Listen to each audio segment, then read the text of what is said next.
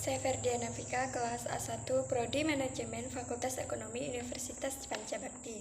Video kali ini saya akan menjawab jawaban UAS Manajemen Operasi 2, mata kuliah Manajemen Operasi 2, oleh dosen Pak Adi Mursalin. Soal pertama, apakah Anda selalu hadir dalam kuliah Manajemen Operasi 2? Mengapa? Jawaban, ya, karena sudah kewajiban saya sebagai mahasiswa untuk hadir pada setiap mata kuliah.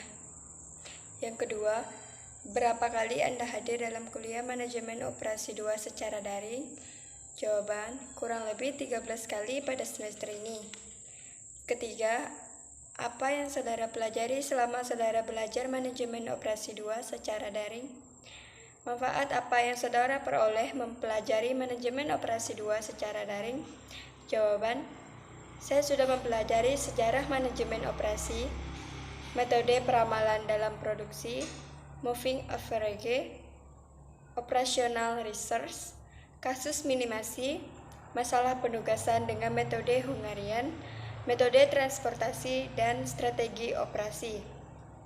Manfaat yang diperoleh mempelajari manajemen operasi 2 dapat menambah pengetahuan dalam mempelajari ilmu manajemen. Soal keempat, apa tugas terstruktur yang diberikan oleh dosen saudara selama kuliah daring? Jelaskan tugas terstruktur Anda. Jawaban, pertama meringkas bab 1, Manajemen Operasi di kuliah perdana tentang tantangan dari peluang abad ke-21 dan dibuat video record. Lalu membuat ringkasan sejarah manajemen operasi dan di video record. Materi masalah metode peramalan dalam produksi dan di video record. Mengerjakan soal simple average, meringkas 3 video dari operational research, kasus minimasi penugasan, dan masalah penugasan dengan metode Hungarian.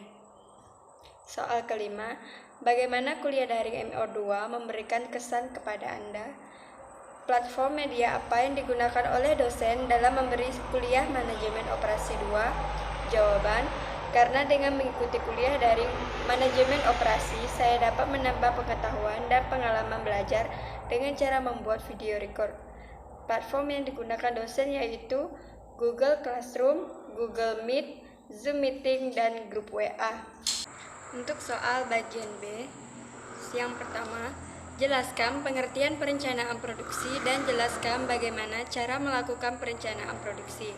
Jawaban, perencanaan produksi adalah perencanaan kegiatan produksi dan manufaktur di perusahaan atau industri.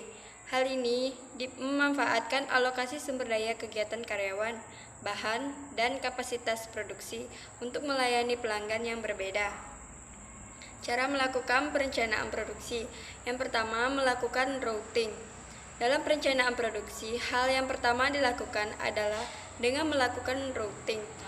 Routing sendiri merupakan proses penentuan jalur atau rute pekerjaan dan urutan operasi.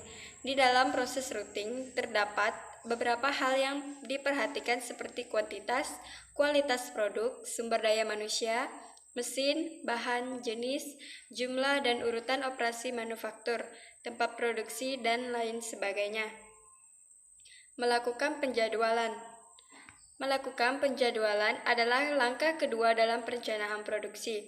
Penjadwalan ini berkaitan dengan berbagai hal seperti memperbaiki jumlah pekerjaan yang harus dilakukan, mengatur operasi manufaktur yang berbeda dalam urutan prioritas, memperbaiki, memulai dan menyelesaikan tanggal dan waktu untuk setiap operasi. Yang ketiga, melakukan dispatching. Dispatching adalah langkah ketiga dalam perencanaan produksi yang merupakan suatu tindakan melakukan atau tahap implementasi. Proses dispatching ini meliputi berbagai hal seperti bahan, alat, perlengkapan, dan hal lain yang diperlukan untuk produksi. Soal kedua, apa yang dimaksud dengan just in time dan apa keuntungan just in time diterapkan oleh perusahaan? Just in time adalah atau sering disingkat dengan JIT adalah suatu sistem produksi yang digunakan untuk memenuhi kebutuhan pelanggan tepat pada waktunya sesuai dengan jumlah yang dikehendakinya. Tujuan sistem produksi JIT adalah untuk menghindari terjadinya kelebihan kuantitas atau jumlah dalam produksi atau overproduction, persediaan yang berlebihan atau excess inventory, dan juga pemborosan dalam waktu penungguan atau waiting. Kelebihan sistem produksi just in time. Banyak kelebihan dapat dinikmati dalam menerapkan sistem produksi just in time. Di antaranya sebagai berikut. Yang pertama, tingkat persediaan atau stok level yang rendah sehingga menghemat tempat penyimpanan dan biaya-biaya terkait seperti biaya sewa tempat dan biaya asuransi. Yang kedua, bahan-bahan produksi hanya diperoleh saat diperlukan saja, sehingga hanya memerlukan modal kerja yang rendah. Dengan tingkat persediaan yang rendah, kemungkinan terjadinya pemborosan akibat produk yang ketinggalan zaman, lewat kadaluarsa dan rusak atau usang akan menjadi semakin rendah. Yang ketiga, menghindari penumpukan produk, jadi yang tidak terjual akibat perubahan mendadak dalam permintaan. Memerlukan penekanan pada kuantitas bahan-bahan produksi yang dipasok oleh supplier atau pemasok, sehingga dapat mengurangi waktu pemeriksaan dan pengerjaan ulang. Untuk soal ketiga, perusahaan ABC memproduksi suatu produk yang akan mengirimkan hasil produksinya kepada 3 konsumen, di mana perusahaan tersebut memiliki 3 buah pabrik yang bertempat di pabrik A, pabrik B, pabrik C, dengan tujuan kebutuhan konsumen adalah Cilegon, Serang, Pandeglang. Berikut ini merupakan masing-masing kapasitas pabrik secara berurutan sebesar 90, 60, dan 50. Sedangkan untuk memenuhi kebutuhan konsumen sebesar 50, 110, dan 40 secara berurutan. Hitunglah dan analisa biaya transportasi terbaik yang bisa kalian lakukan dalam menggunakan teknik transportasi North West Corner dan least cost atau biaya terendah. Dalam menjawab, jelaskan langkah-langkah pengerjaan soal di atas secara terinci, bukan langsung hasilnya. Adapun ongkos untuk setiap perpindahan dari pabrik menuju lokasi konsumen adalah sebagai berikut. Pabrik A tujuan Cilegon 20, pabrik B tujuan Cilegon 15, pabrik C tujuan Cilegon 25, pabrik A tujuan Serang 5, pabrik B tujuan Serang 20, pabrik C tujuan Serang 10, pabrik A tujuan Pandeglang 8, pabrik B tujuan Pandeglang 10, pabrik C tujuan Pandeglang 19. Jawaban untuk metode Northwest Corner, ZMax sama dengan hasil demin tujuan pabrik A Cilegon 50, demin 50 dikalikan hasil produksi 20. Untuk pabrik A tujuan Serang, demin 40 dikalikan hasil produksi 5. Untuk pabrik B tujuan Serang, demin 60 dikalikan hasil produksi 20. Untuk pabrik C tujuan Serang, demin 10 dikalikan hasil produksi 10. Untuk pabrik C tujuan Pandeglang, demin 40 dikalikan hasil produksi 19. Jadi jumlah keseluruhan 3260. Untuk metode least cost metode, jadi ZMax. Tujuan pabrik A tujuan Serang, demin 90 dikalikan hasil produksi 5. Untuk pabrik B tujuan Cilegon, demin 20 dikalikan 15. Untuk pabrik C, pabrik B tujuan Pandeglang, demin 40 dikalikan 10 hasil produksi 10. Untuk pabrik C, demin 30 dikalikan hasil produksi 25.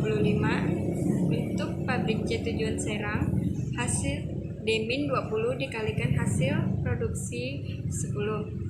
Jadi total keseluruhan 2100. Untuk metode FAM, Vogel Approximation Metode. Untuk pabrik A, untuk ZMax, pabrik A tujuan Serang, demin 60 dikalikan hasil produksi 5. Untuk pabrik A tujuan Pandeglang, demin 30 dikalikan 8, hasil produksi 8. Untuk pabrik B tujuan Cilegon, hasil demin 50 dikalikan hasil produksi 15. Untuk pabrik B tujuan Pandeglang, demin 10 dikalikan 10. Untuk pabrik C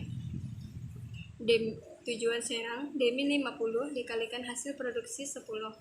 Total keseluruhan 1890. Soal bagian C. Untuk video pertama, judul video tersebut materi just in time.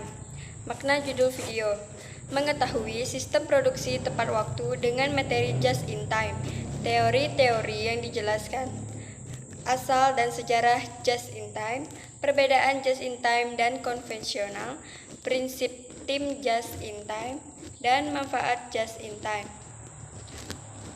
Manfaat dan wawasan.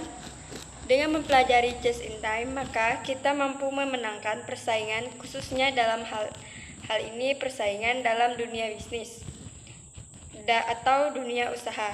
Kita perlu mempelajari kembali pengalaman memenangkan persaingan dari pesaing terutama seperti perusahaan Jepang. Video kedua, judul video metode transportasi.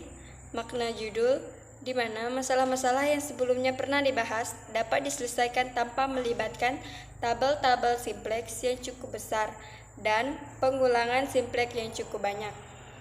Teori: metode pemecahan masalah, suatu proses pengetahuan distribusi barang dari tempat yang memiliki atau yang menghasilkan barang tersebut dengan kapasitas tertentu ke tempat yang lebih membutuhkan barang tersebut dengan jumlah kebutuhan tertentu agar distribusinya dapat ditekan seminimal mungkin.